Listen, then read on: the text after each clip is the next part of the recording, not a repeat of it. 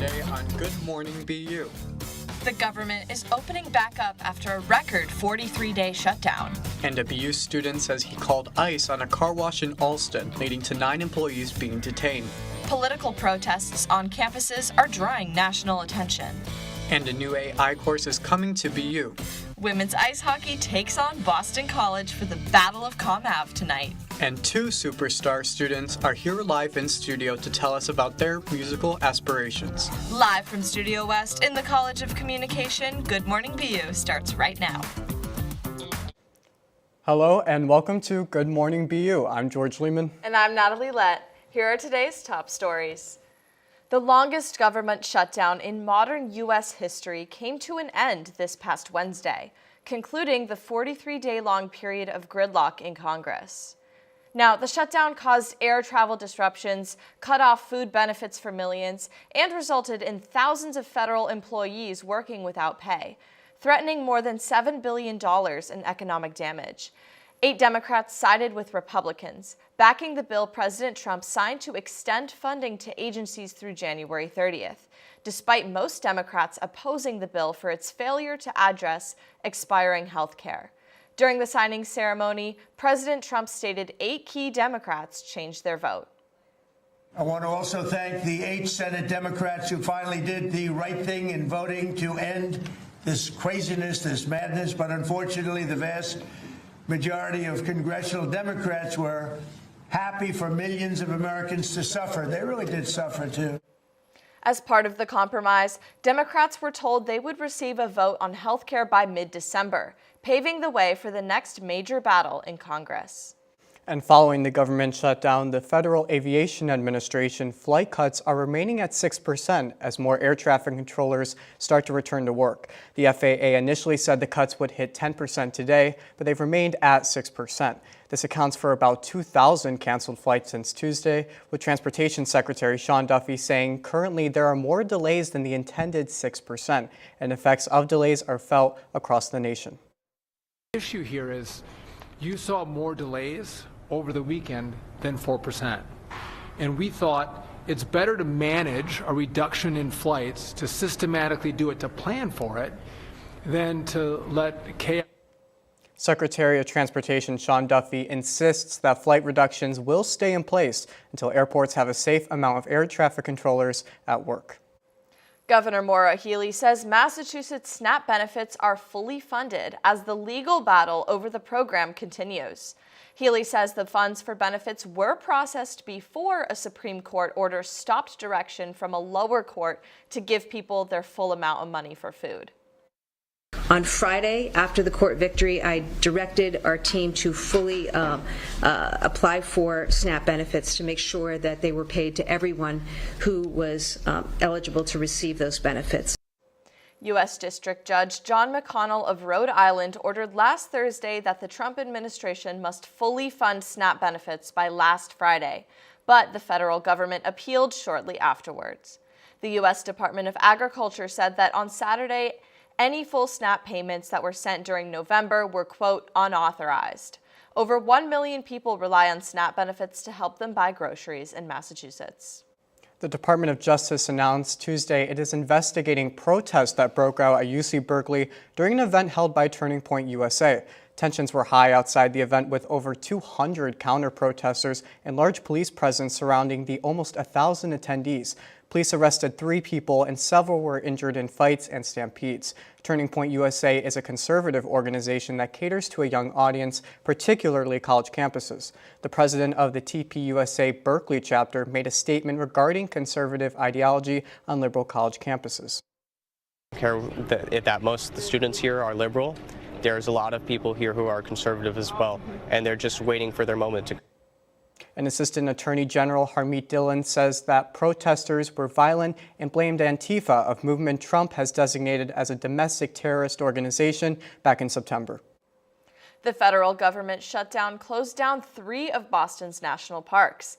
Our correspondent Maria Pemberton found out how one local business owner was affected.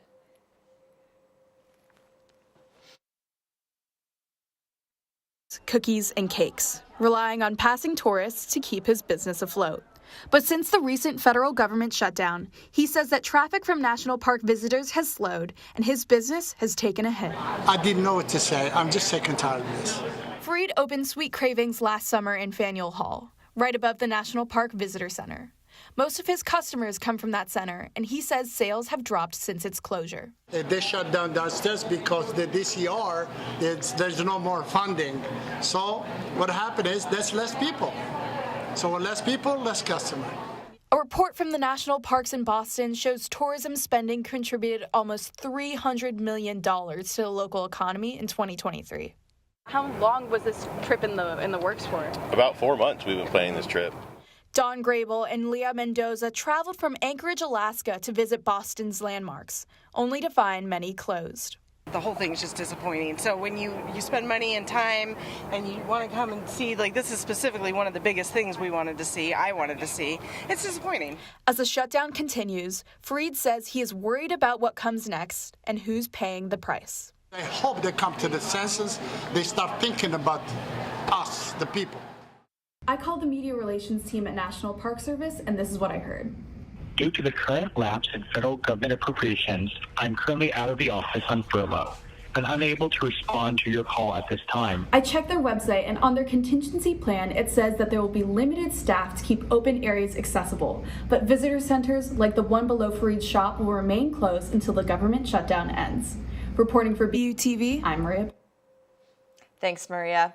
Stay with us after the break to hear why a federal judge in Boston just resigned and who was elected to the Boston City Council. Fear in the middle of my addiction was that I would never be able to get over it and that my kids wouldn't have a father. I started thinking, you know what? This isn't my story. For the longest time, fear held me back from ultimately being who I wanted to. I had to become a better man to be a better father. It's important to me that my kids are empowered and truly believe that if they can think it, they can do it.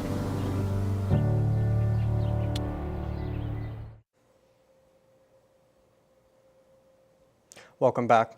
The Boston University College Republicans announced they will be leaving the College Republican National Committee on Monday. The committee, which is one of the oldest and largest youth political organizations in the U.S., faced allegations of mismanaging funds and violating election bylaws in 2021. Since the scandal, many other college Republican groups have left the committee, with BU being just one of 10 schools to disaffiliate since July of this year. BU College Republican Secretary says the decision was made to align with their values and improve the reputation on campus. We left them because we heard there was issues with like money laundering and just like financial things that they were doing that we don't approve of. And we, in the past, we've kind of gotten a bad rep and we don't want any more of that. So we are removing ourselves from that. So we don't have to associate ourselves with them and their values. The group plans to join the College Republicans of America instead of the National Committee. And yesterday morning, a BU student from the BU College Republicans revealed he was the catalyst for the ICE raid in Alston last week. Our live shot correspondent, Kara Mim, has more. Kara, what can you tell us? Thanks, George.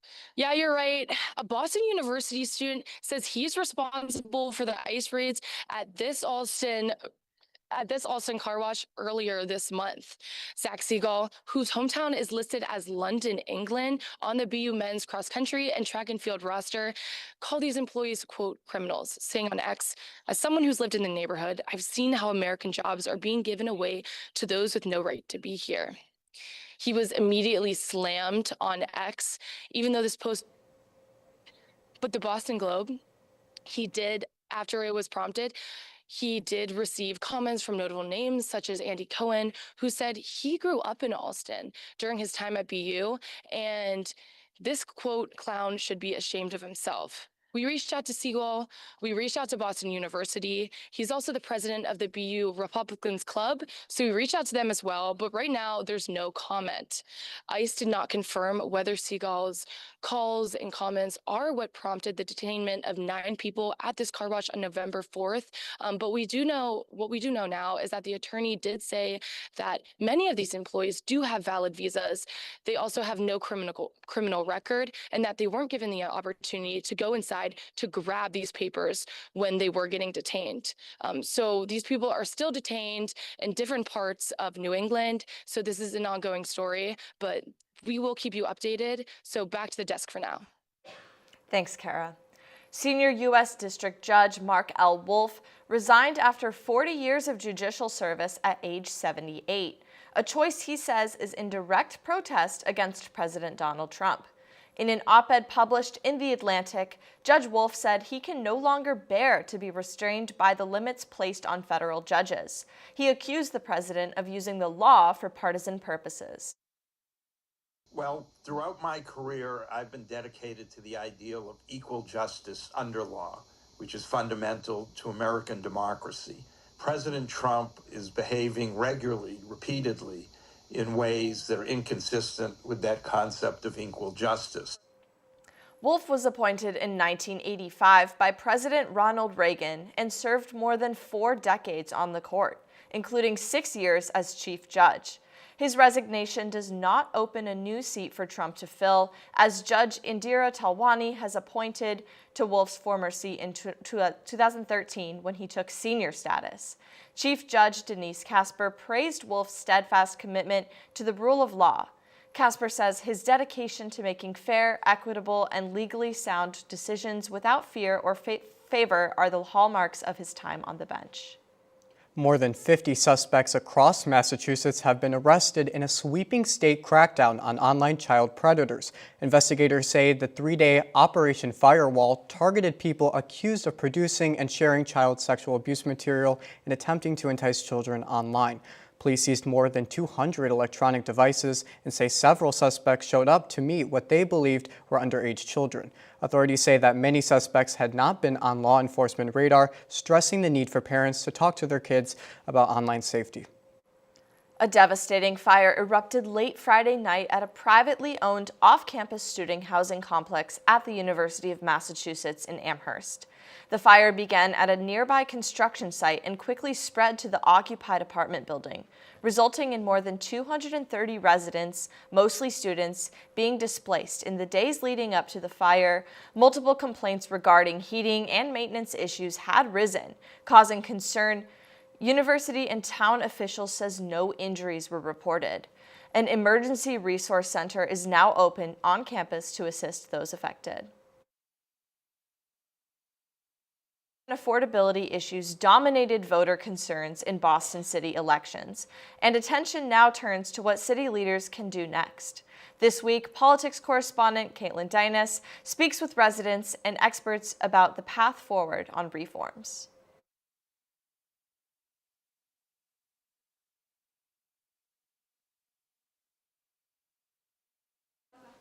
Looks like a rare aurora borealis display was seen over the New England skyline Tuesday night, as vibrant green and red lights above swirled above Boston and neighboring states. Photos captured using long exposure showed the lights above Massachusetts and New Hampshire. This unusual phenomenon was caused by a solar wind storm that activates atoms in the upper atmosphere to send these amazing colors across the night sky. The display is especially uncommon at these latitudes where Boston is, making this such a memorable sight for many. And now we're going to hear from our politics correspondent to hear more about voting in Massachusetts.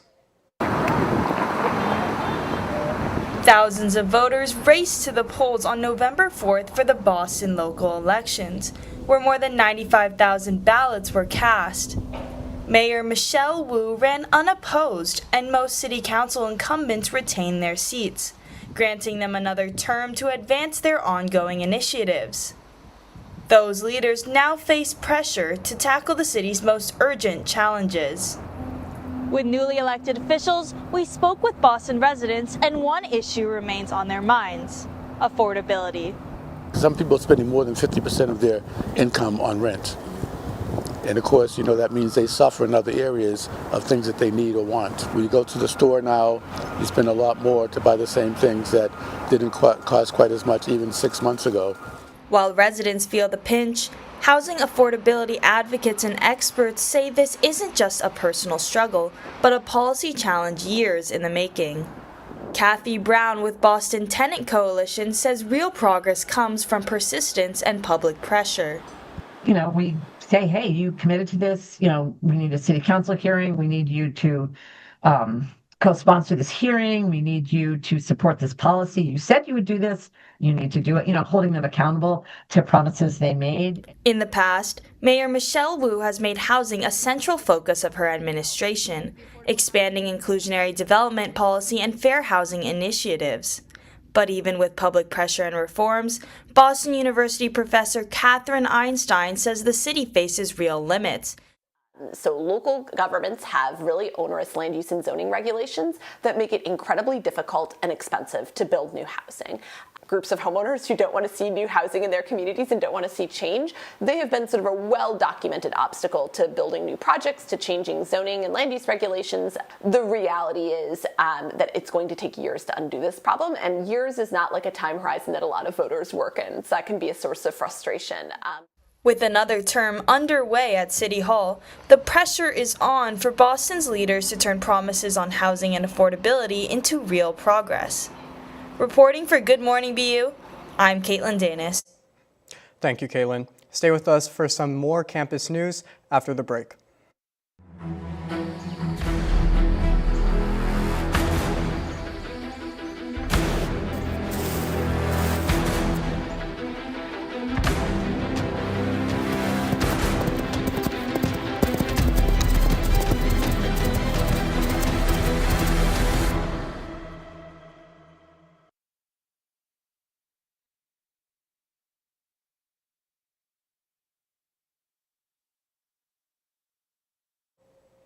Welcome back. BU announced the launch of a new online AI course Wednesday. The course aims to address the history and ethical use of AI in education. John Burrs, BU's recent appointment for AI strategy, says faculty are finding practical uses for AI in classrooms. He says BU's launch of Terrier GPT and this new course will support equitable access to AI. The new course is free and available for registration through the MyBU student portal. Iconic former Boston University hockey head coach Jack Parker was inducted into the Hockey Hall of Fame this past Monday at a ceremony in Toronto.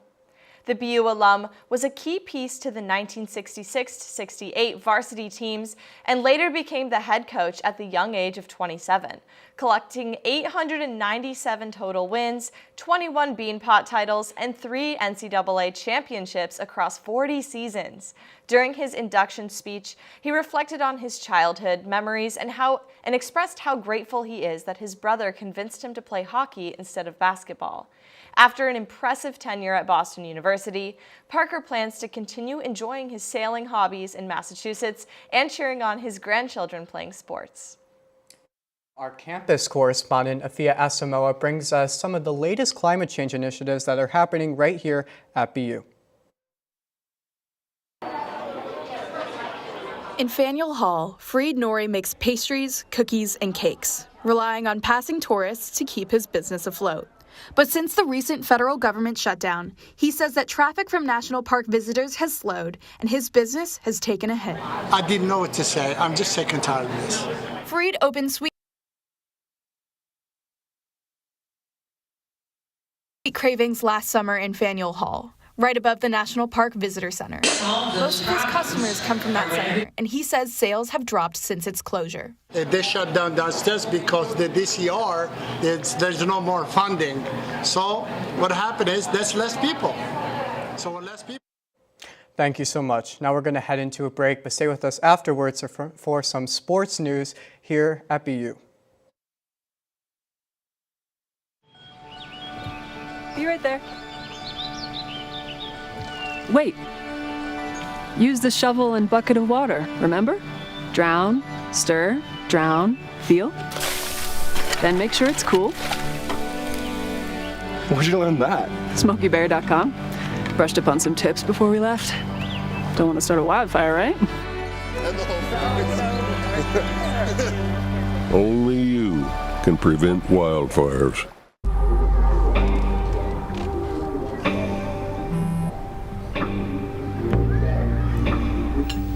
I don't know why you're so sad. You've got a roof over your head.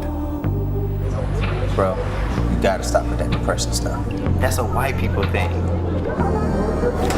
Escúchame, en esta casa los hombres no lloran.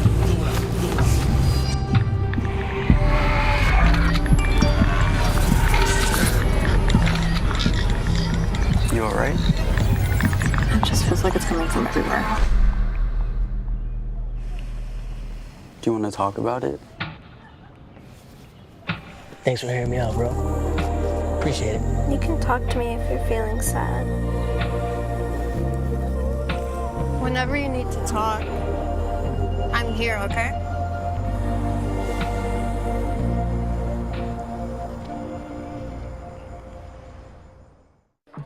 How do you know when you've made the right decision? It's the feeling you get in your gut. The one that tells you what's right or wrong. It's the one that says, sure, I can have a drink. Or the feeling that says, okay, I've been drinking. Now what? It's the voice inside you that says, I'm buzzed. Better leave the car when it's time to go. Plan ahead. Catch a sober ride. Buzz driving is drunk driving. Welcome back. This week, the BU women's ice hockey team is participating in the battle down Comm Ave against Boston College. The battle began last night at the Conte Forum, BC's home turf, where Boston College won 5-2. Tonight, the game will continue here at Agganis Arena at 7 o'clock. In preparation for the battle, the team promoted their upcoming game by handing out free tickets and pizza at the West Campus dorms. Last year, BU set a record while having 2,866 fans in attendance. This year, BU is offering attendees Red the Rink t-shirt and light up sticks to cheer on our Terriers. Tonight, we will see the Dog Pound supporting our Terriers as they try to even the series.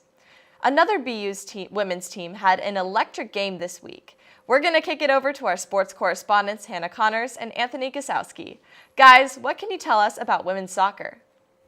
Well, Nat, unfortunately, Anthony and I saw BU women's soccer clean sheet streak come to a close in their season-ending 3-2 loss against Army West Point. That's right, Hannah. The team fell to an early 2-goal deficit in the first half with the opening goal scored just 3 minutes into the game. Now, Army was the last team to get a ball past sophomore goalie Bridget Carr before the clean sheet run, so it was only a matter of time they would come back and end it. Carolyn Dale held down BU's charge, saving 4 shots from the Terriers. Though BU's defense showed some bright spots, specifically from underclassmen like Allison Powderly and Nina Sucanatos, Army's chances were just of higher quality. However, all hope was not lost for the Terriers as the offense kicked it up to a higher gear after the break. Each team exchanged 4 shots on goal in the first 45, but BU would find 14 in the second, which included a goal from Ava McGuire to put the Terriers on the board.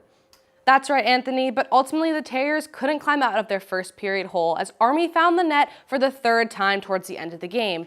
While Olivia Avalar did score another goal a short time later to put BU to a 1-score game, their desperation just was not enough. What I will say, though, is that though they didn't win the title, the future looks really bright, especially with this being head coach Megan Burke's first season on the team. I completely agree, Anthony, and the underclassmen definitely got some great experience under their belt. And with the seniors capping off their collegiate run, all eyes are now to the youngsters to see how they'll bounce back next season. In the meantime, let's toss it back to the desk.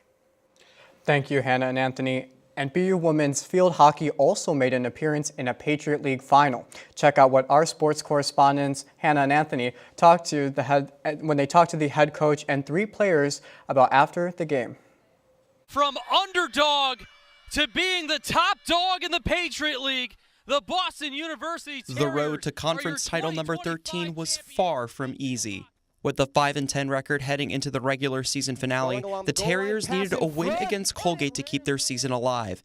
And in overtime fashion, they delivered. Just really proud of this team. You know, we had a lot of adversity this season, and to overcome the adversity, keep a growth mindset, and really believe in themselves and believe in each other, I think has really made the season really special.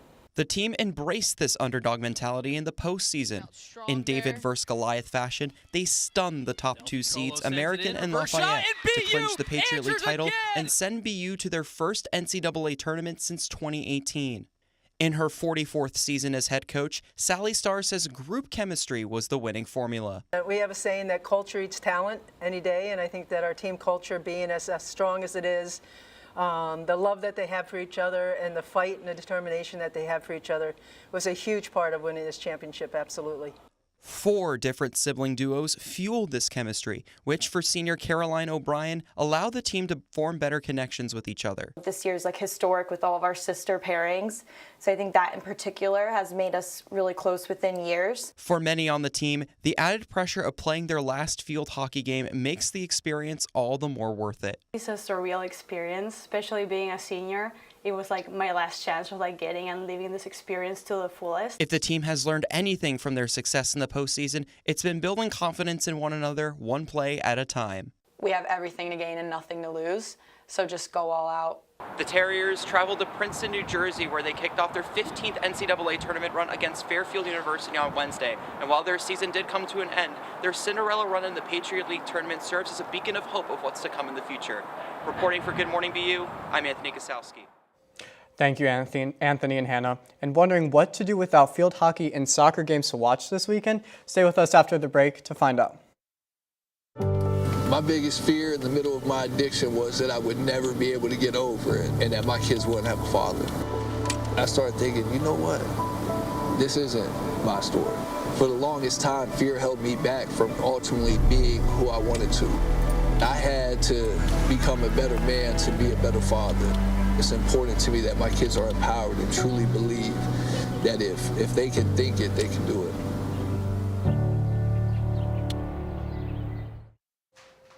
Now, I hope you're ready for some tunes because we have 2 musicians in the studio today. Fiona, take it away.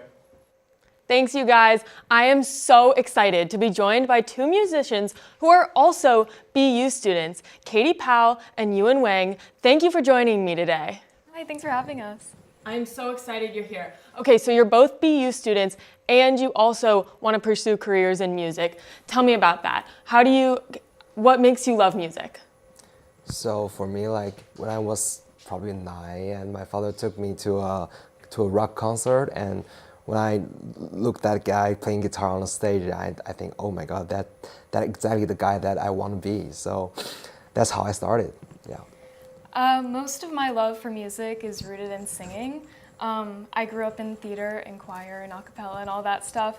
So I remember being a freshman in college and not knowing what I wanted to do. And I realized the only thing I really loved doing was music. And so I just started writing and posting on social media. That's so cool. Okay, and Katie, you're a solo artist, but you play in a band, but a different band.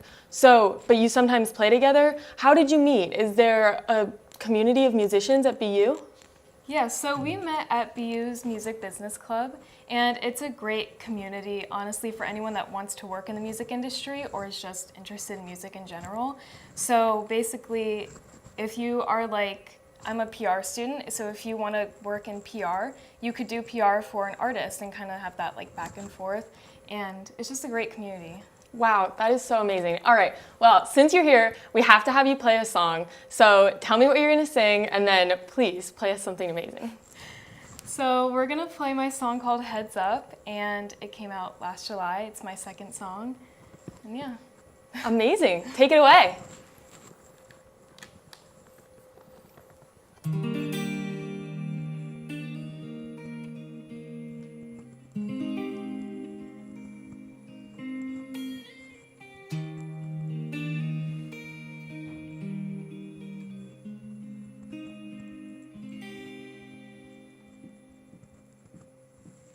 You're not the first and you won't be the last.